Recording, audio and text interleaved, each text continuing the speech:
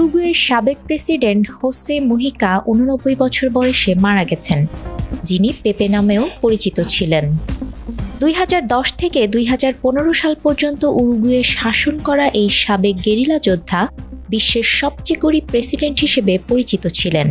খুবই সাধারণ জীবনযাপনের কারণেই তৈরি হয়েছিল তার এই পরিচিতি। উরুগুয়ের বর্তমান প্রেসিডেন্ট ইয়ামান্দো ওরসি সামাজিক যোগাযোগ মাধ্যম এক্স সাবেক টুইটারে তার মৃত্যুর খবর জানিয়ে লেখেন, আপনি আমাদের যা কিছু দিয়েছেন এবং জনগণের প্রতি আপনার গভীর ভালোবাসার জন্য ধন্যবাদ।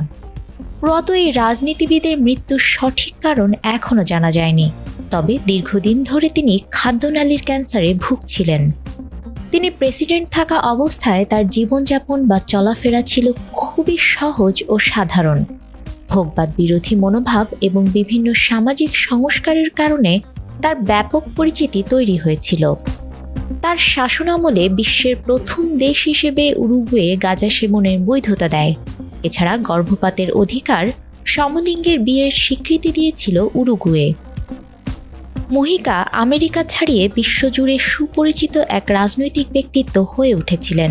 মাত্র 34 লাখ জনসংখ্যার দেশ উরুগুয়ের একজন রাষ্ট্রপতি তবুও বিশ্বজুড়ে ছিল তার জনপ্রিয়তা। যদিও তারপরে যারা তার উত্তরাধিকার হিসেবে এসেছিল এই পদে, তারা দেশটিতে নানা বিতর্কের জন্ম দিয়েছিল। তাকে দেখলে কেউ মনেই করতে পারতেন না যে তিনি একজন রাজনীতিবিদ, যদিও বাস্তবতা ছিল একেবারেই ভিন্ন।